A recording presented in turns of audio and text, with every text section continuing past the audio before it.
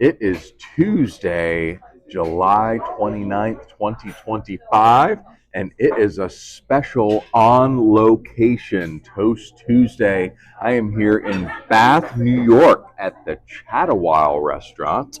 I am here with Dillon Towner. He is the executive chef and owner of the Chat-a-Whyle here in Bath. Welcome to Toast Tuesday, Dillon. Thanks, Mike. Thanks for having me. Appreciate I it. love having you on. I have been wanting to have you on for a while now.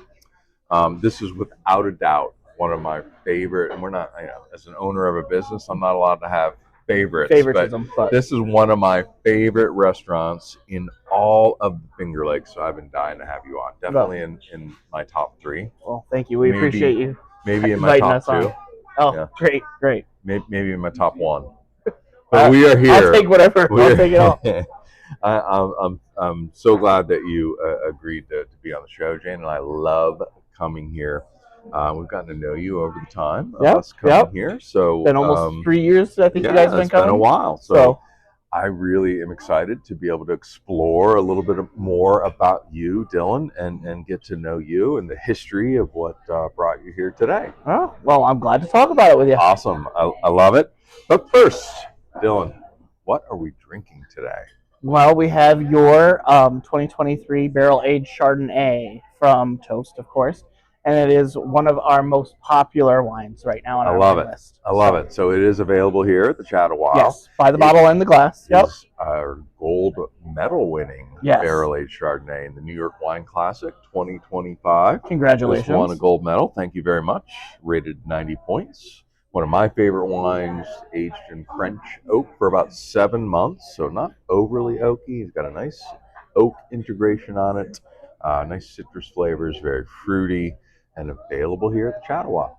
So yes. I love it. I love that. As well as a few of your other great wines that also featured on our wine list as well. Honored that we have our wines here at the Chat-a-Whyle. So yeah, people can get this wine as well as some others, and we're alongside some wonderful wines here on all local Lake. Yep. Yeah.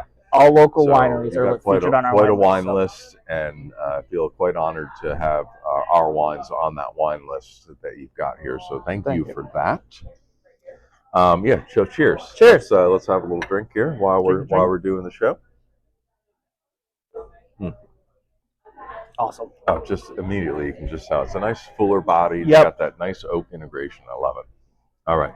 So let's get to it. So let's get to know Dillon. Get to know me a little bit more about what I kind of want to know what led up to where we are today. The Chat-a-Whyle. It's a big deal here, right? Like being the owner, being the executive chef, the whole thing. You didn't just start out just one day doing that, right? No. But I understand. So you were born and raised in this area, right? So I'm born and raised in actually Prattsburg, which is a small town just off of Cuca Lake.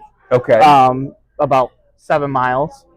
And I was born and raised in that area. Went to a very small school, Prattsburg School. Graduated with a small class of 35 kids. 35 people. Yep. That's crazy. So very small, country, rural upbringing. Actually raised on a dairy farm. Believe it or not. Raised on a dairy farm. That's a lot of work. First of all, right? As I understand it. That was a second-generation dairy farm for my family. Okay. Very cool. Yeah. And so. Okay, what made you, or when did you know, or like what was when did you first started getting into cooking? Like how did that happen? Right? Oddly enough, it was my mom would take Fridays off when I was a little kid and go to the grocery store, and she'd drop me off at my great-grandmother's house, and she was 100% Ukrainian. Brought, came to the United States through Canada. And she would drop me off at my great-grandma's, we called her Baba, every Friday, and that was pierogi day. So every Friday, Baba would have pierogi day at her house. So my mom would drop me off about 8 in the morning at her house, and we'd be cutting the dough with the old-time water. With your great-grandmother? With my great-grandmother. With your great-grandmother, so you're my grandma's mom. Mom's grandmother. Yeah, my mom's grandmother. That's so cool. Yep. And you're making homemade pierogies. Every Friday. So then at noon, everybody from the family, whoever was available, would all come to Baba's house on Friday and have pierogi Friday.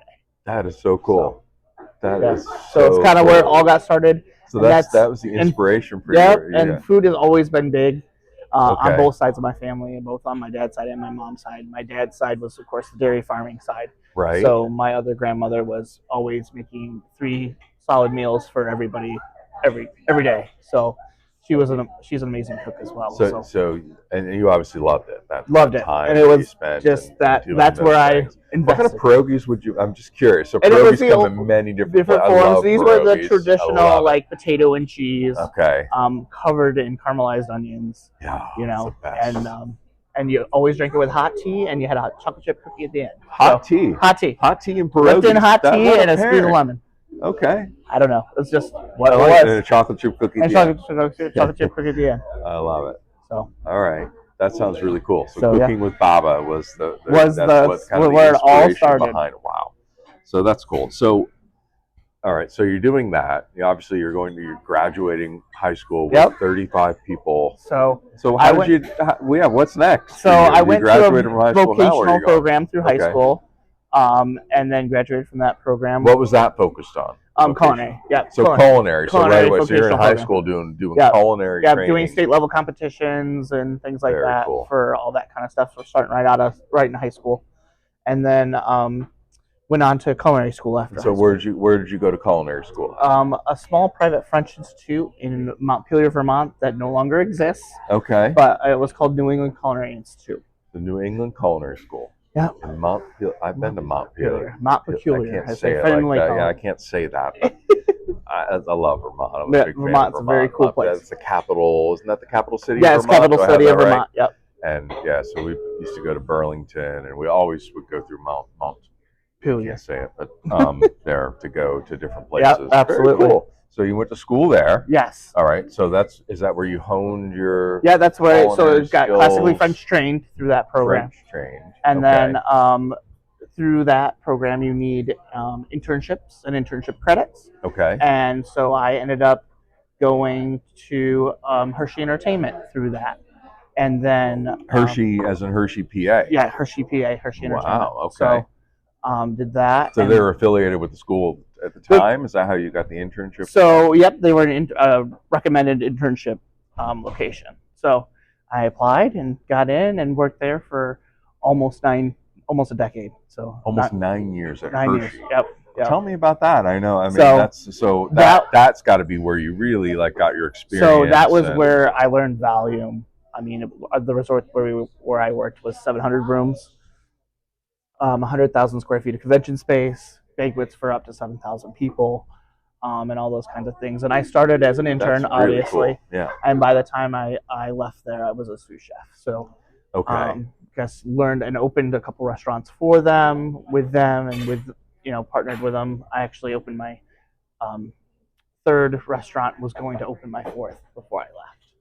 Wow. That is so Hershey. Yeah, big conglomerate, obviously. Right. A lot of restaurants, a lot of experience there. So I'm just thinking about this. You're opening restaurants, like new Hershey restaurants, Like new concepts. Yep. Pressure. High school. Yeah. So I'm just thinking and I think some of our viewers probably familiar with the mainstream show now, The Bear, right? Yes. It's kind of brought a little bit of the restaurant life forward. Yeah, absolutely. Right, to the masses. Yep, to the masses. Is there some? I don't know. Is that real? It's some of course, is dramatic, with course. it being a TV show, but it's a lot of the core things are quite relatable. There's a lot of pressure. There's a lot of different kinds of stresses that go along with that. Sure. Not getting, not getting your certain ingredients that you ordered from your delivery that week and things like that. Having to,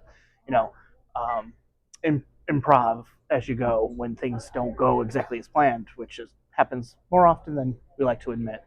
Yeah, I can't imagine. I know just some of the things we do, how stressful it can be, like running and managing a restaurant, there's got to be so much. Moving I can only parts. imagine, and things don't always go as planned. No, absolutely not. And so, yeah, I can only imagine. So, and that's pretty cool.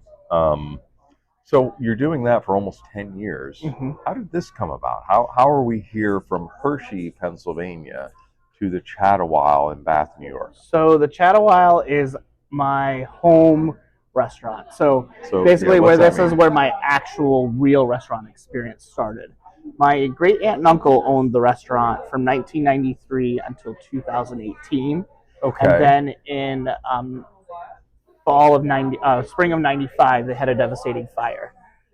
Completely lost the original structure that was from the late 1800s in the fire, and then rebuilt the building that we're currently sitting in, and reopened in March of '96. And then 30 years ago, I remember seeing you something you Yeah, posted. yeah, That fire yeah. was like 30 years It was ago. 30 years ago this year. Yes. Wow. Yeah. That's So that crazy. was a big loss for the community, but the community rallied, and my aunt and uncle Rebuilt. decided to rebuild, and then had been here. And then I actually worked here. It was my first job when I was 15. So you're still in high school in this time. So I'm still in high school this time. Baba continued, and you're here and at working for your my great aunt aunt and uncle. Yep. So my uncle John was Baba's son. Okay. So that's how the connection all happened. The connection Yep. there. So I was working here all the way through high school, and at that time my aunt and uncle were looking to retire, thinking about getting out of the business. And I jokingly said to my Aunt Joyce one day, I said, "Oh, don't worry, Aunt Joyce. One day I'm sure I'll come back and buy the restaurant." Well, I guess it wasn't a joke. And here we are. Okay, so it was in the family. It was in the family. Still, it's a big decision Yep. to take that on, take home. come here, come back home, and bring my experience from what I had learned working for Hershey, and bring it to my hometown area and show. For sure. That's awesome. Yeah. And when did you officially open under your kind of Father's Day weekend of 2021? So June of 21. Okay. All right. So you had some time to kind of plan that out, think about it, see what you wanted to do. So we. So June of 2021. June of 21. Wow. So we just celebrated our 4 years. It's like in COVID yeah. times. COVID times, which we won't. Which is, it was interesting. Interesting time Absolutely. to make a decision like that. Absolutely. So very cool. Yeah. I love that. And so here we are today. Again, I'm only going based on what I hear, but I think you've taken it into a different direction. Yes, than what it a used different to direction be. than what it I used love to the be. direction you've taken it into. But yes, it was a very home style diner style restaurant before. Not saying that there's anything wrong with that, but that wasn't the direction that I wanted to. Wasn't take the it vision you had? Wasn't the vision I had. So we've modernized both the interior and the menu itself to kind of reflect that a little more. I'm always comfortable here. That's what I love about coming in here. And that's the thing. I want an color scheme or something you've done here just makes it so comfortable. And I want it to be an everyday, but at the same time, we can be something special. Every day can be special, Yeah, kind sure. of thing. So I get it. Just definitely want everybody to feel comfortable when they come in. Well, you've done that for sure, because I think it's a great place and a place to be comfortable at. So how would you describe now your style of cooking that you've implemented here? Definitely much more modern techniques. Okay. Local fresh ingredients as much as possible. This time of year is great for us. I mean, we even have our own family garden where we harvest some of our vegetables right now this time of year. So if there's zucchini or some cucumbers or whatever at our garden at home, we like to even integrate them fresh. Yep. And we like to partner with some of the Mennonite growers here in the Finger Lakes region. Okay. Up Pinion direction and stuff like that. So even cooler. So a little farm to table aspect to it as well. Yep. I like that. I love the menu. I've yet to have a bad meal here. Well, that's always our goal. I mean, I do. I love it. And here's a fun fact. So I've learned that if you order your steaks well done, which I'm a big fan of, you actually get a personal visit from the chef and owner himself. Yes, when you do. That. Yes, you do. You get a little visit and be going out. Are you sure? It doesn't not always the nicest reception, but you do get a visit from the chef. So I've learned that, and I have no shame. You have no shame in your game. No shame at all. Well done is the way to go. Way for me. No, I think that's awesome. What a cool story. I love. You change your menu up seasonally. Seasonally, so we change 2 to 3 times a year, depending on seasonality and availability of ingredients. So we like to keep everything as fresh as possible. I love that, because I go to some restaurants and it's just the same thing over and over and over. It's just like every year. They don't change it at all. Right. And I love that, coming in and just whenever you make that change, it's like, oh, here's something Oh, new here's and something. different Here, try this. that you're doing, right? Yeah, You're innovating. absolutely. You're I guess pulling from the things that you have a passion for to, Absolutely. and obviously there's some seasonality to it too, Yeah, like I mean, where you're in the middle of heartier dishes. Yeah, right? in the middle of February, you're not going to see some sort of something with strawberries or something with that kind of thing. It just doesn't make any sense. It's not, but you'll see a lot of So I butternut like that. squash But I like that come in the winter, fall and winter. All right. But I like that you do that though. yeah. I think that's really good. I love your Wednesday specials. So Wednesday's kind of like, to me, that's like, okay, what's Dillon gonna have on? Wednesday, we're always looking, and you should follow ChataWhyle on social media because you post those specials for the week. Every Tuesday for the week. I'm always looking on Wednesday. What's it going to be? Because that seems to be your night where you're like going to come up with something different. That's our experiment night. If there's something that one of my other chefs or coworkers have come up with, that's the night when we'll send it out on the special board and see some public reaction and things like that. And it may be something you'll see on a future menu or on a future one of our special event menus or something like that. Something you might be trying out, or something that is an old favorite. That not comes on back, the menu, but on Wednesday it'll be there, right? Right. Like I'm a big fan of chicken parm night. Chicken parm night. I love that's chicken usually parm night. That's a Wednesday not on the night menu, thing. but sometimes every once in a while, once in a while, on Wednesday, makes an appearance. And we are here for sure when we see that coming up. Jane drags you here. Yes, she does. Jane loves it too. I mean, again, my palate's a little limited. There are some go-tos that I definitely gravitate towards every time I'm here. Yes, you know that buffalo chicken salad, crispy, no tomato. Yes, I think everybody knows my order from here. But yeah, no, I love it. We fall in love with the quality of the food here. That's what I can't. That is reiterate enough to people. The quality is incredible in my opinion. Like it's always going to be good quality food. Yes. Seems like you really care about the ingredients. I care about into what you're making. Yes, and that comes again with our partnerships with with dealing with as much local purveyors as possible and even like I said, even local produce that we have grown ourselves or one of my family members has grown. So. We like to, and we partner with another small business for our desserts as well, and so we like to support other small businesses as well. I love that. I love that you do that. I'm a big fan of the. You want to give the bakery a shout out that you work with? So we work with Melissa Landis over to ML Cakes and Catering in Wayland. Wayland, New York. Wayland, New York, which is about 20 minutes from us. Here. Okay, yeah, I've never been there, but you've eaten a lot of the desserts. I had a lot of those desserts. And I would agree, they're pretty incredible. So, yeah, this is fantastic. So we're drinking a little bit of wine tonight. Yes. And I know you have a nice selection of wines on the menu.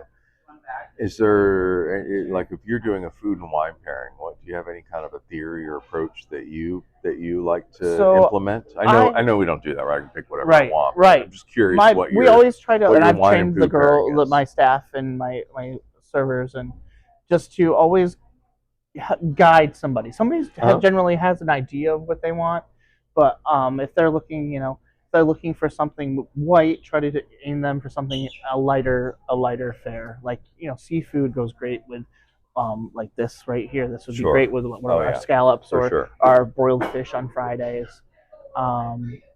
If they're thinking heavier, richer, always aim toward the reds. And of course, if there's something that you want to try, just let us know. We'll gladly let you try whatever you'd like. So that's great. All right, I like that. So what's next? What's next? I want to know what's next. What's next for the Chat-a-Whyle? So next for the Chat-a-Whyle is going to be a rebrand. A rebrand. Okay. A rebrand. All right. Tell us about this. So it's always been the Chat-a-Whyle for the last almost 100 years. Okay. And I'm going to do a slight rebrand. Almost 100 years. Almost 100 years. Crazy. That is crazy to think about that. And we're going to do a little rebrand and a remodel in the next year to 18 months. Okay. And we're just going to call it the Chat. The Chat. Yes. Everybody calls it that anyway. All right. I like it. If you're local, you always say, where are you going to go have lunch? We're going to go to the Chat and have lunch. We're going to go to the Chat. I like it. We'll do a remodel and a rebrand. We're going to add full liquor as well as to our local beer and wine offerings, and we're going to partner with local distilleries as much as possible. All right. Well, that's exciting. Yeah, so today you're wine and beer, but you're looking to add like a full service bar. Full service bar. Yeah. Yeah. So So and that was something that even the ChataWhyle before me never offered any form of alcohol. So okay. So you're doing the definitely. beer wine today. Yep. And the cider. Yep. By the way, I do like Yep. some cider Yep. here occasionally as well. And okay, so you're looking to do a full rebrand and a remodel, and a full bar. Yes. I like it. Yes. All right, So, that's exciting. Some exciting growth here. All right, I like that. So I like even so, it's going to make it even better. Yes. I mean, for sure. No always doubt. looking to grow. So I really like that. So that's exciting. Yes. What would you? Where can people learn more about the ChataWhyle? So if you want to know more about the chat, follow us definitely on. We also have a Facebook as well as an Instagram. Okay. So follow us at Chat-a-Whyle. So it's Chat-a-Whyle, which is spelled WHYLE. Okay, I can see why the chat might be a little simpler, right? In the future. Yep. So I like that. So Facebook, Instagram, ChataWhyle. Yep. All right. And you can follow us, and we, like I said, and we post all of our specials for the week on Tuesday because we're open Wednesday through Sunday. So Tuesdays they get put out, so you can pick your. I like that. We're definitely followers of that. Pick what day is going to be your go-to, and then Sundays is our big Sunday brunch. So on Sundays we do brunch from 8 to 2. Sunday brunch. That's mimosa flights and Bloody Marys and all that sort of fun thing. So. And one of my favorite things, which not just available for Sunday brunch, but available just about every day, right? Sticky buns. Yes. Sticky buns. What's a sticky bun? So let's sticky tell bun the people, is this is something ChataWhyle is known for. Has been known since the 1940s for their sticky buns. And you are continuing the tradition. Continuing the tradition and making the sticky buns every morning. They're a traditional yeast-made cinnamon roll, just in a different shape. They're actually made in a muffin tin, which is the secret to them. I kind of like that, though. I like that. It looks like you just kind of jam that dough in there. Yep. So it's got a big muffin top on it, and then I like it. They're authentic. They're clearly homemade. This is not like some frozen thing. That you're buying. This is something you make every morning. Come in at 5 and try to have them done by 7, 8 o'clock. You're like the old Dunkin'. You're too young to remember this. We used to have the Dunkin' Donuts commercials. Time to make the donuts. So Dillon's in here making the donuts or making the sticky buns at 5 in the morning. But it's so worth it. Absolutely, they are one of our signature things for sure. All right, awesome. No, I really appreciate it. I love that you took the time to come on. This is again, I can't recommend this place enough. Well, thanks, Mike. I can't recommend. I tell everybody that I can whenever they're willing to listen, go to the Chat-a-Whyle, New York. And we've met quite a few of your people from Toast as well. Yeah, we've had some people come in, and no doubt about that. We've tried to recommend it to many people. So I love recommending it, and I do it with 100% confidence because I know that it's going to be an outstanding meal, whatever they pick. Buffalo chicken or well done or filet mignon. Yeah. All right. Well, this is great. Let's see. So we also do some fun things on Toast Tuesday. Okay. One of the things we always do is a top 5 list. Okay. Top 5 list. So you talked about the renovations that you're going to be doing, the rebranding that you're going to be doing, and the full service bar. Right. So what I thought would be fun to do, top 5 cocktails. Not wine, not beer. Not beer. We're going to change it up. Cocktails. I want to know what would your go-to or your favorite top 5 cocktails would be. So normally what we do, so first of all, when you do top 5, you start at 5 and go to 1. Okay. Right? That might be obvious, but not to everyone. All right. So number 5. And we'll just kind of trade off. We'll start at your number 5. My number 5. And finish with number 1. So let's hear it. Let's go for it. Would probably be a Manhattan. Manhattan. So this is a serious drink. Yeah, I'm a serious drinker. Yeah. All right. So so this is not where I expected you to start. A Manhattan. Okay. Yeah. A Manhattan drinker. That's okay. Yeah, and then probably 4. I would probably do an old fashioned. An old fashioned, not that far away from not that same, but different. All right. All right. Let's wait a minute. I'm going to slow you down. So let me do like 5 and 4 too, and then that way you're not having to listen to me go through my list. We'll just kind of trade off back and forth, right? So I'm going to go number 5. I'm going to go margarita. I love a margarita, especially if I can go and get like a spicy one, like a jalapeno flavored margarita. I love it. I love a margarita. I'm hoping you're going to have margaritas. We will have bar margaritas for sure. That's my number 5. Number 4, and you have these here because I've had one before. Bloody Mary. Bloody Mary. Love a nice Bloody Mary. Hot again, like spicy hot. Spicy you can hot. do it. I like that. A little Bloody Mary. That's my 4. All right. What do you got for 3? Number 3 would definitely be for me is like a go-to, like just a dirty martini. Dirty martini. Yep. All right. And dirty martini is I'm gonna again. I'm not as much of a cocktail guy as that's why I'm starting out very simple. Margarita.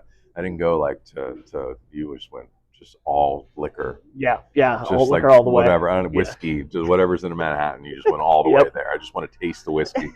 I'm more a little girly with my cocktails. with your selections. Yes, with my margarita and my Bloody Mary. So, tell me your number 3 again. I already forgot it. My number I already 3. forgot your number 3. Number 3 was a dirty martini. Dirty martini. So that's olive juice that makes it dirty. That's where I was going with that. Yeah. I wanted to see if I knew what what dirty like martini was. Okay. All right. Still pretty liquor focused. Liquor focused. Yes. Okay. I like it. My number 3, I'm gonna go with like vodka cranberry. Just very basic. Very basic. It's super basic. Very basic. I'm a basic. I'm a little bit of a basic bee, if you know what I'm saying. Yeah. I'm kind of a basic person. I love vodka cranberry. It's a little bitter, a little sweet, a little bitter. Yep. Yeah, I don't mind that. A little vodka cranberry every once in a while. All right, number 2 for you. I'm waiting for you to go like exotic. I feel like you've got a drink up your sleeve that's like super fancy. Well, that would be my number 1. Okay, all right. But my number 2 is going to be a basic one, a gin and tonic. A gin and tonic. Okay, yep. So you like the gin and tonic. I like gin and tonic. Do you have a favorite kind of gin? Hendrick's. Never heard of it. Hendrick's gin. Never heard of Hendrick's it. or Empress, heard of it? which is the purple indigo colored gin. Okay. Those are my 2 favorites. That's fair. So that's your number 2 gin and tonic. Yep. It's a very, very mature cocktails that we're going through here right now. You know that, right? Yeah. Old school. Very, yes, they really are. They really. I feel like you should have a pipe or a cigar or something while you're. I do enjoy a good cocktail lounge. Thinking of that, but yeah, that's good. That's good. My number 2 is going to be a wine-based cocktail. I love a wine-based cocktail. I don't have a specific one to share with you. I just love using wine as a base for a cocktail. Gotcha. A great example of that is our Rita wine that we have at Toast. Right. Yep. It's flavored like a margarita, but if you mix that with a little bit of fruit juice, you can come up with a pretty cool type of cocktail that's made with wine as a base. Gotcha. A Luminescence, which is our white port style wine, same thing. In Portugal, they actually use a white port instead of, well, not all, but people will use a white port as a spirit to make a cocktail. Which is kind of pretty cool as well. Neat. So I like a nice wine cocktail as my number 2. Nice. Yeah. All right. What do you got for number 1? This is the big number build-up. 1 is. I'm thinking glitter. It's got to be something with glitter. Yeah. It's actually the one that you had at our Christmas party. Oh, okay. The White Cosmo. The White Cosmo. Yes. All right, tell us what that is. So that is a Mediterranean fig vodka.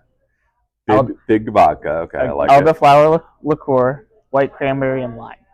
I like it. Yep, and that's sparkly drink you had. That's the sparkly drink that I had. Okay, I knew it. I knew there had to be a sparkly drink in there somewhere. My number 1, my go-to is similar to one that you already had, vodka tonic. Yeah, I love a simple vodka tonic with lime. Yep. If that darn tonic water didn't have so much sugar in it, I probably drink it all the time. It is. It's so much sugar in that tonic water, but I love vodka tonic. Yep. There's some people that you like tonic obviously as well. That they can't drink tonic water. I love it.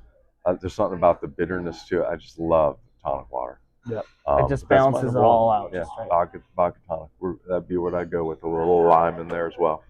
Yep. So cool. When I was younger, I used to go to this bar. I used to live in Myrtle Beach, South Carolina. Okay. I don't know if you knew that, but there was this. I'm going back to like the early '90s here. There was this nightclub we went to. They used to have like 25-cent beer night and 50-cent vodka night, all on the same night. So you would go up to the bar and you'd order like 2 beers and I'd get a vodka tonic. And it cost me $1. That's crazy. It was amazing. Yeah, that was a long time. Good old days. Long time ago, Dillon. Long time ago. All right, that was fun. That's cool. That was fun. Absolutely. So I'm looking forward to your full service bar. Me too. I think that's going to be a great addition here at the Chat-a-Whyle.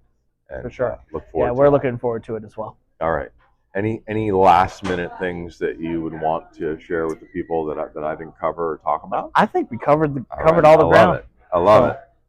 Very good. I really appreciate you being on. Well, the last thing we always do, we do a toast at the end. Okay. All right. And I use song lyrics as my toast. That's the thing. So gotcha. And we've been doing, so that we're going to get to the toast. We've been toasting to Guster songs. Do you know who Guster is? No idea. Have you ever heard of Guster? Nope. So I'm going to see the Guster on August 2nd. That's like Saturday. That's that's Saturday. Yeah, so here we go. Saturday. It's here. Going to Guster. So this will be the last Guster toast we do. I'm going to see them at Point of the Bluff, my all-time favorite band. They're awesome. a New England band, more of a college band, but they've been together for they're as old as I am, but they've been together the whole time, 30 years playing. So we're going to do a Guster toast. Okay. All right, here we go. This is one of their classic songs from their album called Lost and Gone Forever. All right, here we go. Minutes run into hours, hours run into days. You're still waiting for someone who never ever came. Fa, fa, fa, fa, fa, fa. Never be the same again. Sounds a lot better when it's singing it. Right. Fa, fa, fa, fa, fa, fa. Never be the same again. Cheers. Thank you, Dillon. Thanks, Mike.